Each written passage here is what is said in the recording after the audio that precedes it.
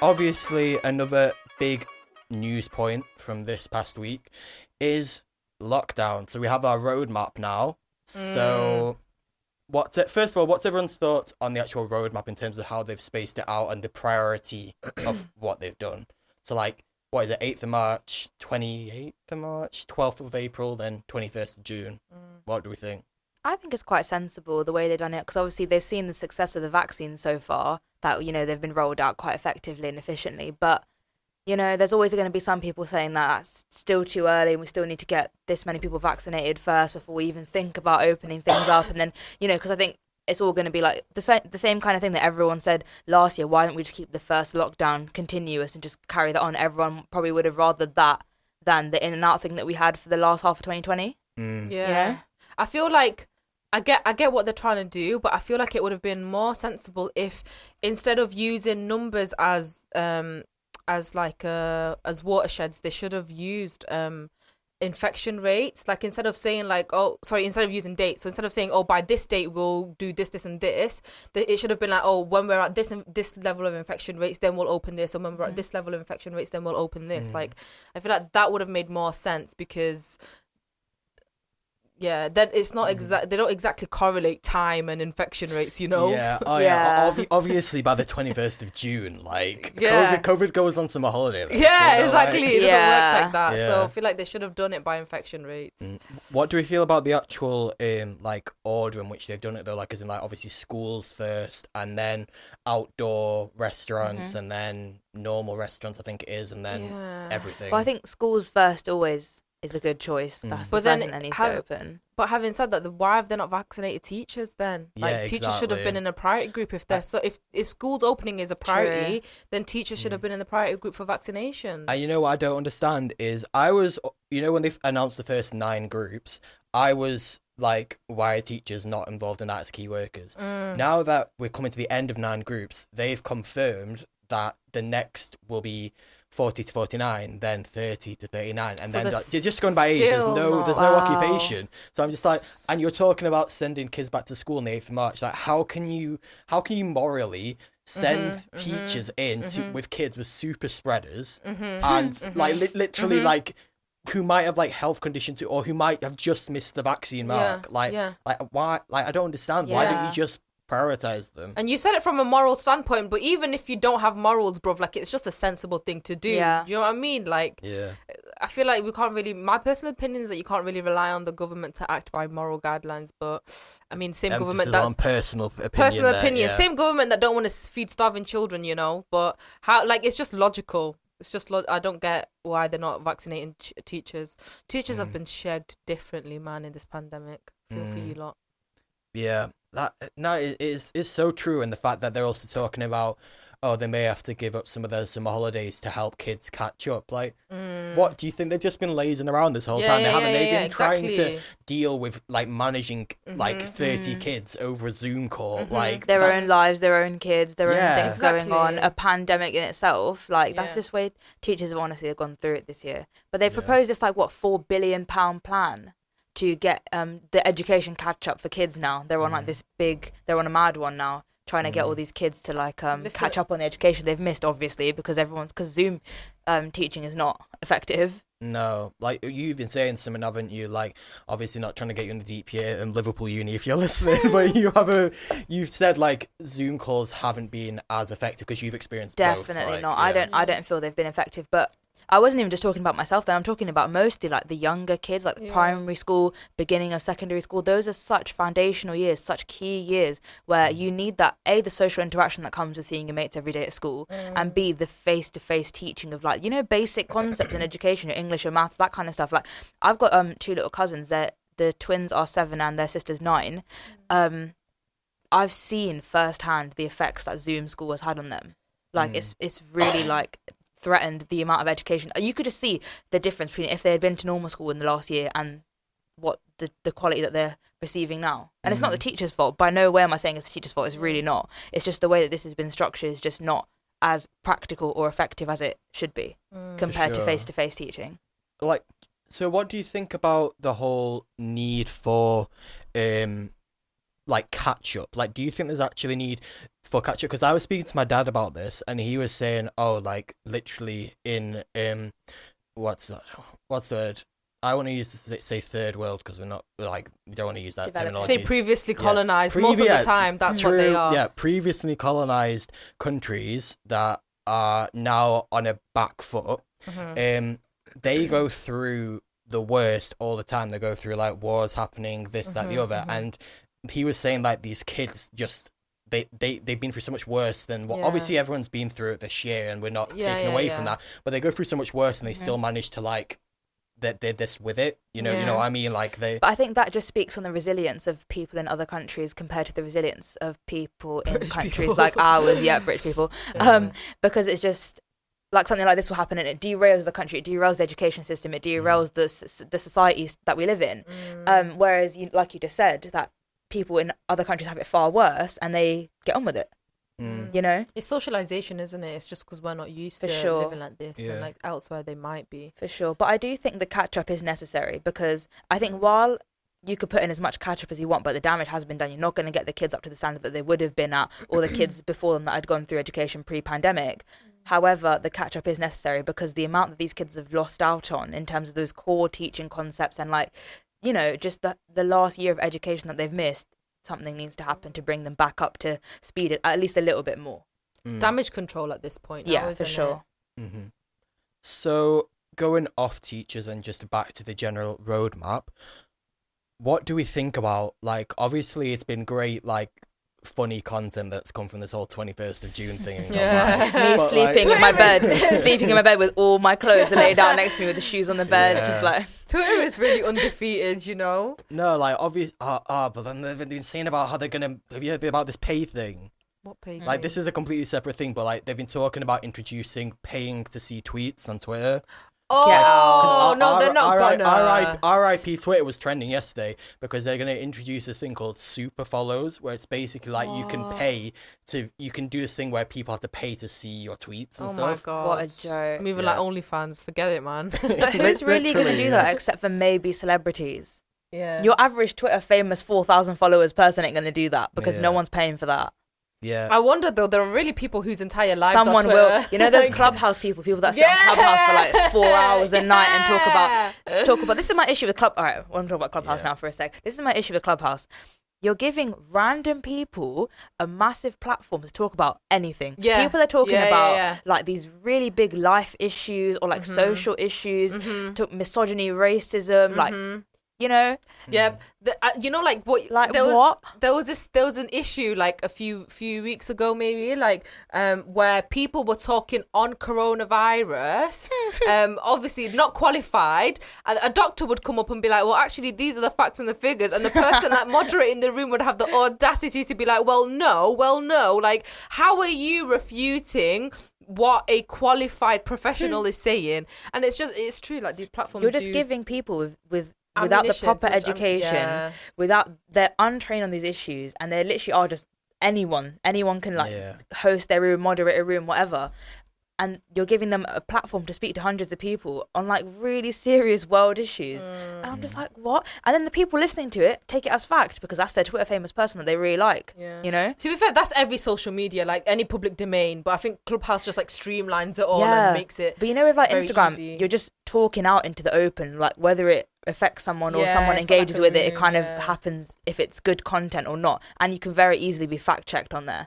Whereas Clubhouse, even though you have moderators, there's such a lack of moderation on it. So would you say the difference between Clubhouse and radio, which is basically the same thing, is that with Clubhouse there's no sense of filter or moderation or anyone anything? can say what they want, anyone can voice whatever opinion they have. And also the difference between radio is we sit and we prepare these episodes and we like talk about in advance and stuff, and we do our research, and I would say that we're not unqualified to talk about most of the stuff we talk about, whereas I'm not going to sit and we have rules as well. Like, we have rules we have rules we have to follow. There's certain things that we have to say or not say or whatever, different guidelines that doesn't exist on Clubhouse. No. Free for all.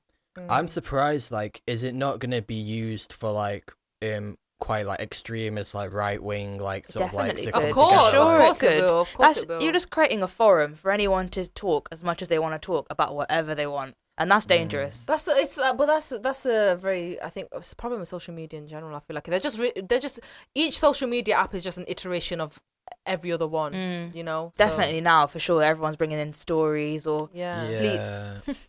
Fleets. Oh. That thing really flopped. I don't think I've ever seen a fleet. You know what though? We haven't made use of it, but I have thought, you know what? Like, tweets get lost very easily, and having them stay at the top is actually like would be a good way of making sure that your content's still like seen. Yes, it's stupid, sorry to her, but like at the same time, like having it appear, like I've thought like, you know what, like we should actually like just use it just to make it. But like... see, you're thinking of it from like a business kind of perspective, and like a lot of people just don't really, we use it for social and leisure purposes. Yeah, you don't care if your tweet's gonna blow up or not. Yeah, right? exactly. Yeah, fair. We've got a massive tangent there, but basically what I was saying was obviously there's been so much great content that's come from this whole 21st of June, like it's been hilarious. But at the same time, obviously everyone's getting amped up. Everyone's like literally like, oh, 21st of June, it's dangerous. This, that, like, and I know one of our presenters, Miss Moneypenny, who's like she runs the breakfast show. She actually put up a clip on her Instagram because she actually worked in like events before COVID hit, and obviously she's been hit pretty hard by all this not being able to work basically. And she was saying like she just put up this Instagram saying like she basically just got up the roadmap and was like, this is what actually is happening. I'm not trying to put anyone down. All I'm saying is like, don't get your hopes up, because I went through it last year and I like thought, oh, maybe we'd be able to do stuff at the end of last year and we didn't, like, sort of thing. So I don't want anyone to go through that. And everyone's just kind of like coming for her, to be honest. Like, oh, like really? yeah, she got a lot of hate. Yeah, Did she? like, and the thing is as well, like, you can just tell from the type of comments, like, it's a bit similar to sometimes when people come for us when we put forward stuff that views that are a bit like out there. They don't actually, you can tell they haven't listened. They haven't paid attention. They've seen like the basic gist of what's going on.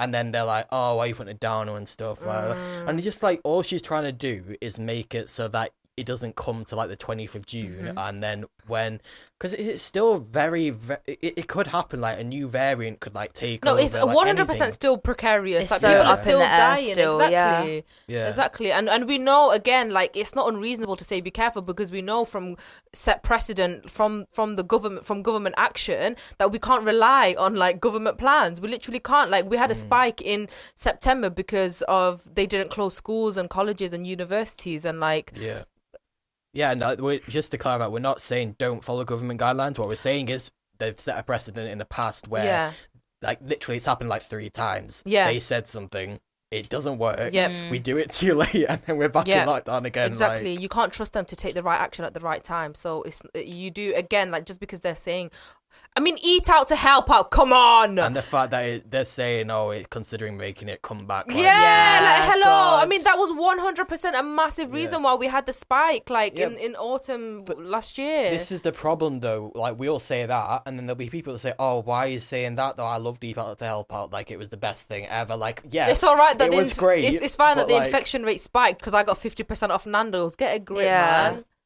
That's what I'm saying. Like, with the people, if we go back to the Miss Moneypenny situation where people in the comments, A, aren't educated enough on the issue, and B, they're seeing something they don't necessarily agree with, because it doesn't mean they get their like amazing June 21st day.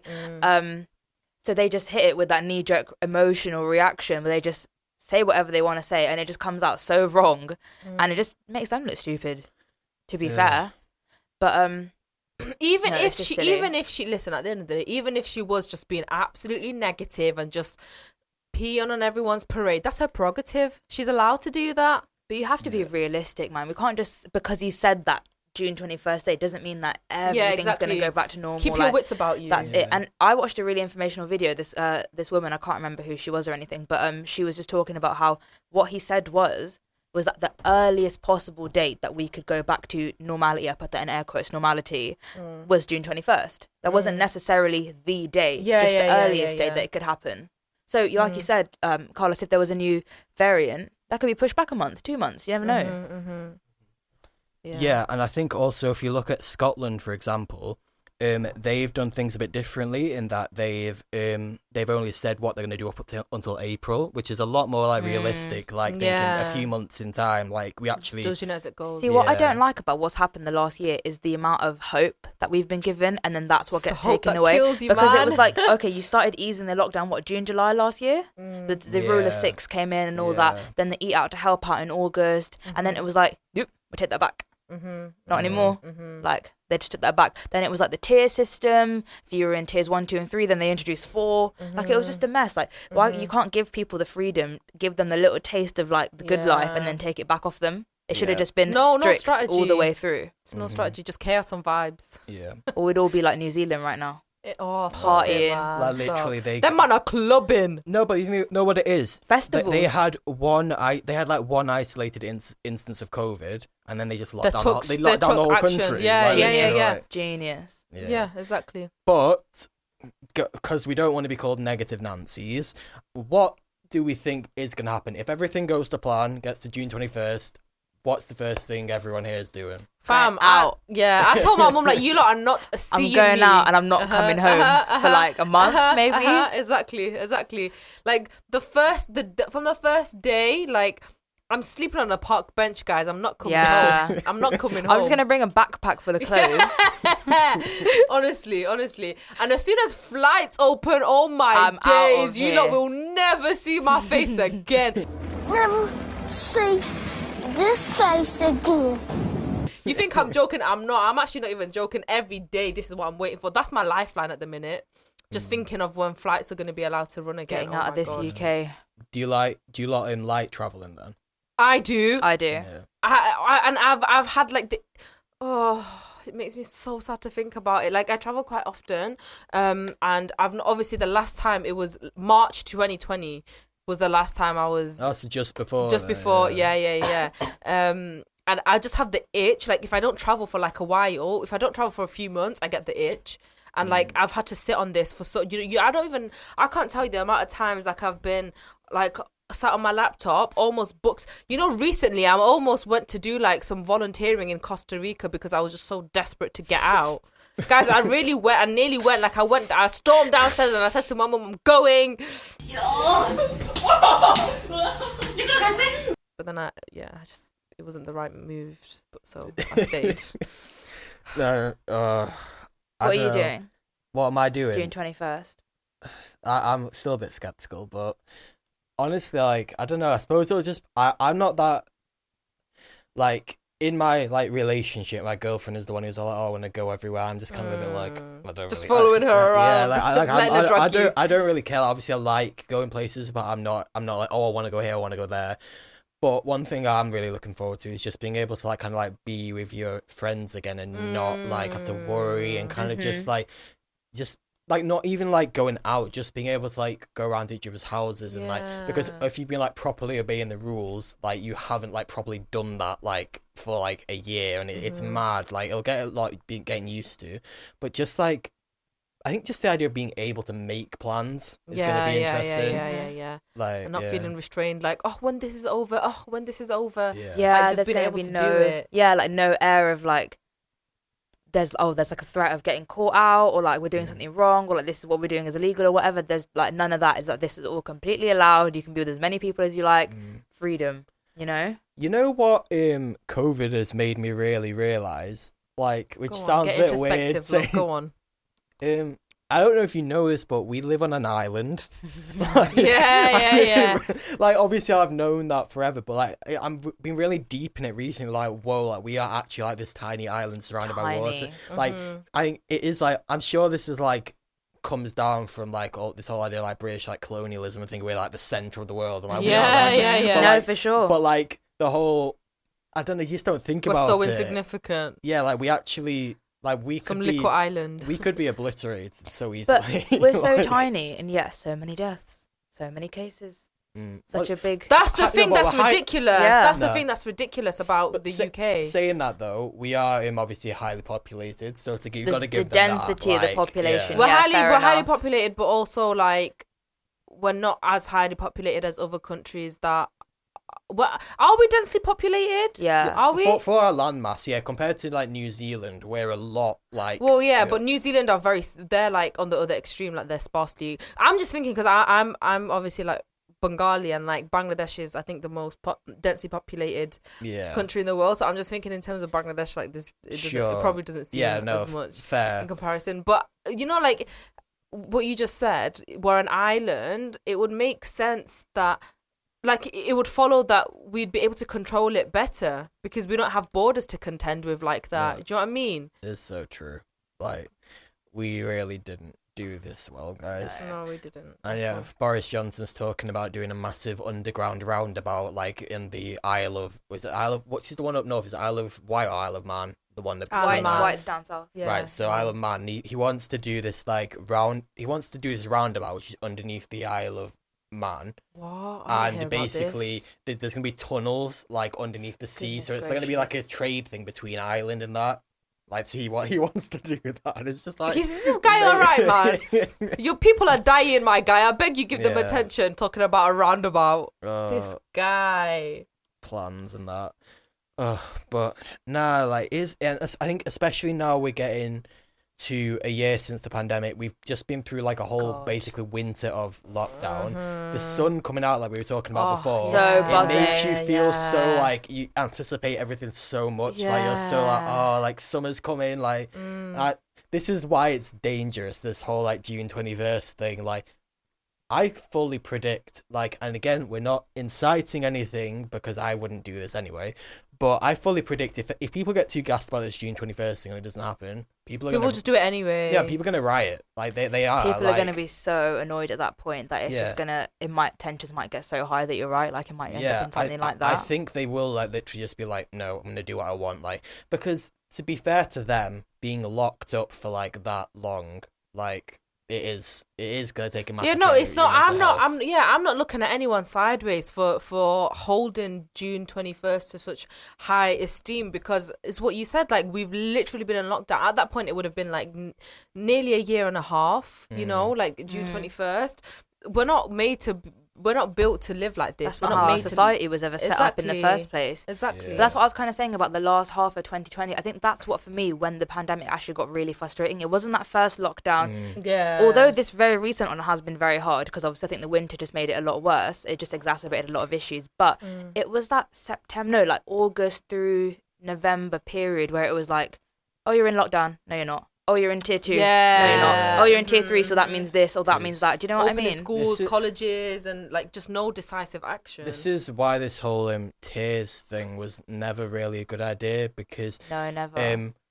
Like I said, we are like a tiny island, and like the idea that it's not even like, oh, England's in one tier, Scotland's one tier. The idea of like actual, not even counties. The fact that like local like Stockport's this, but Wigan's they're not geographically isolated enough from each other. These places. At home, I was in tier 3, but my gym was open in tier 2. Yeah, so I could. So if you went to gym where I lived, couldn't go to the gym there because it was tier 3. But because I was registered at that gym, I used to be able to travel and go to gym there. And like people obviously travel for work and stuff. Like it was never gonna work. Like I said, just chaos and vibes, man. That's our government strategy. Chaos and vibes.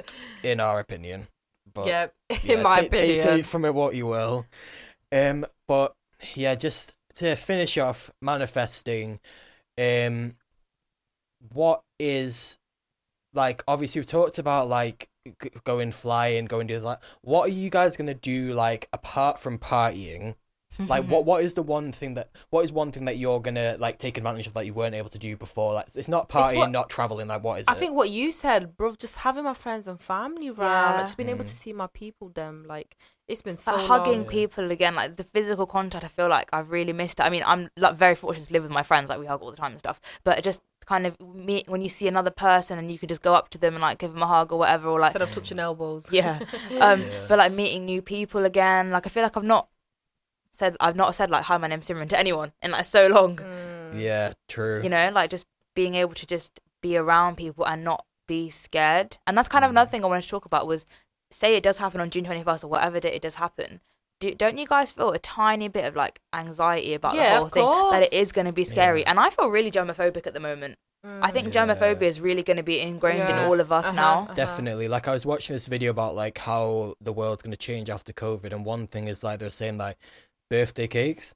You think about it, it's actually pretty gross. Like, we allow one person to basically spit over our whole cake when they're blowing the candles out. Oh my God. Like, that's not gonna Even as you were saying it, I was like, what's so bad about a birthday cake? And then I was like, oh yeah. Like, and then everyone would take damn. a slice away. Like, it's kind of like, when you think about it, that's actually like a That's bit. such And I think facts. people will continue wearing masks as well. Like a lot of people were saying that they've not had any flu-like symptoms like since. I have said having to this. wear a I mask. always get sick over winter, once if not twice, between the months of like November and February. Touch wood, I've not been sick once, not even a symptom. Wow, touch wood.